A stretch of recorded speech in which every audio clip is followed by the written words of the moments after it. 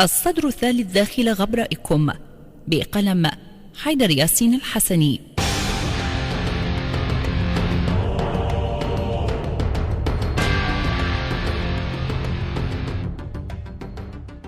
الحقوق أصبحت ورقة ممزقة، فمن الذي يجمعها ويلملم شتاتها ونحن نعيش في بلد بلا وطن وعنوان يدل على وجودنا، بلد استوطنه وحوش الغرباء وأصحاب المكاسب ذوي الجنسيات المتعددة تسلطوا على حكمه بلا ضمير ولا دين ولا أخلاق.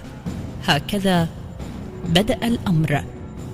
فكيف ينتهي؟ فمن كان عبدا ذليلا يمسح بيده غبار الأكتاف مصفقا مطبلا مهلهلا، أصبح الآن سيدا قويا على الضعيف، متناسيا تلك الأرصفة التي اعتاش عليها لعقود من حياته.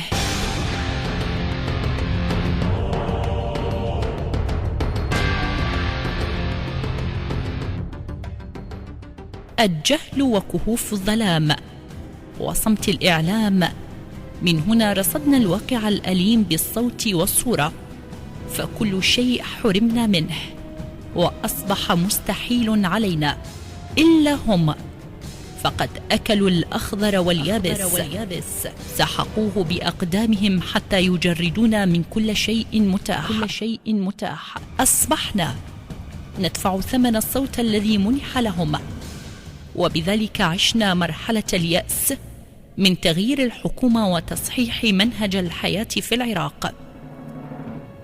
فلا أذن تسمع ولا عين ترى من قبل الحكومة التي عاشت ولا زالت تعيش في عالم آخر بعيد عن عالمنا.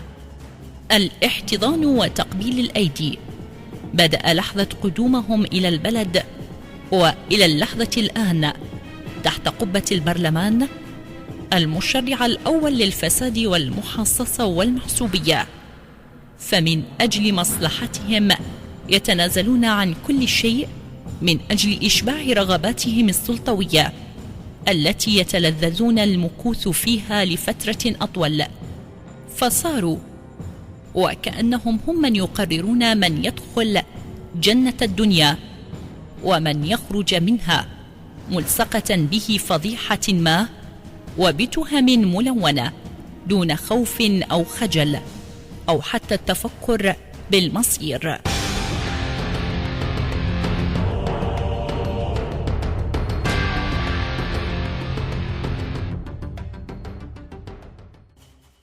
وبعد إن أطلقت كلمات الحق، كلا كلا للباطل والظالم والفاسد، كلا أمريكا وإسرائيل، عبارات لطالما رددها آل الصدر الكرام والثائرين ضد الأنظمة الفاسدة التي هيمنت على المنطقة. هذه الكلمات أرعبت الطغاة وباتت تهدد مصالحهم التي استحوذوا عليها بمكرهم الشيطاني. أما الآن فلقد ثأر المخلص الحقيقي ومنقذ العراق من ظلم واستبداد هؤلاء، شبل الصدر قائد العراق الثائر بوجه الفساد، سماحة السيد مقتدى الصدر أعزه الله، راعي الإصلاح، رافضا للخرق الإنساني الذي اقترفه عدد من أصحاب المصالح الشخصية، فهو من وقف بوجه الاحتلال وقاتلهم في عقر قواعدهم وأجبرهم على الرحيل، مرددا قول جده سيد الشهداء وأبو الأحرار الإمام الحسين عليه السلام: القتل لنا عادة وكرامتنا من الله الشهادة. وهو بهذا الترديد يوضح للمبغضين أنه يقدم حياته من أجل الإصلاح ومن أجل أن يعيش المواطن العراقي بكرامة.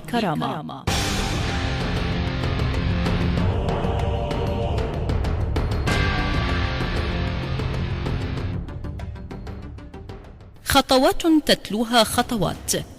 أولها معتليا المنبر ناصحا ومرشدا، وثانيها في ساحة الأحرار التحرير مطالبا بالإصلاح وحاثا عليه، وثالثها في الغبراء الخضراء معتصما وماكثا فيها مطالبا لحقوق الشعب. وجميعنا رأى شجاعة السيد مقتدى كيف دخل الخضراء لوحده ممثلا عن جميع أبناء العراق، وقد منع المعتصمين من الالتحاق به وأمرهم بالبقاء على أسوارها. فكم هي عظيمة تلك الروح التي احتوت ذلك الجسد الذي لا يكترث لرصاصات الغدر. أتساءل أين هم ممثلي الشيعة في التحالف الوطني؟ هل ستضحون في الصدر الثالث أيضا؟ هل ستنتظرون فوات الأوان وبعدها ترددون عبارة الأسف وتقضمون أصابع الندم؟ وأتساءل أيضا، هل الأموال والمناصب أعمت بصركم وبصيرتكم وجعلتكم لا تفكرون بأبناء جلدتكم بالأرض التي أغرقتكم بخيراتها مما لذ وطاب لكم ولبهائمكم؟ الشعب ينظر باستمرار لجبينكم، يبحث عن قطرة الحياة التي تعتلي كل جبين. بحثنا ولم نجد. لا تحركون الساكن، فالأحرار الثائرون يقضون نهارهم وليلهم في خيم الإصلاح على أسواركم، تاركين الأهل ولقمة العيش خلف ظهورهم، وأنتم لا تكترثون لأمرهم، قابعين داخل غبرائكم تأكلون وتشربون وتتمتعون بحياتكم. ألم تسمعوا قول إن للباطل جولة؟ فالجولة ستنتهي قريبا، وخيم الاعتصام ستتحول إلى أرض خضراء تمتد على أطوال دجلتنا وفراتنا، وستكونون أنتم تحت ركام الزمن يلعنكم التاريخ والأجيال لموقفكم المخزي والسيء اتجاه وطنكم وشعبكم. فسلاما على العراق وشعبه، سلاما على المرابطين من أجل العراق، سلاما على الأرواح التي غفت بين خيم التغيير والإصلاح، وسلاما كل السلام على آل الصدر الكرام وشبلهم المفدى مقتدى الصدر أعزه الله.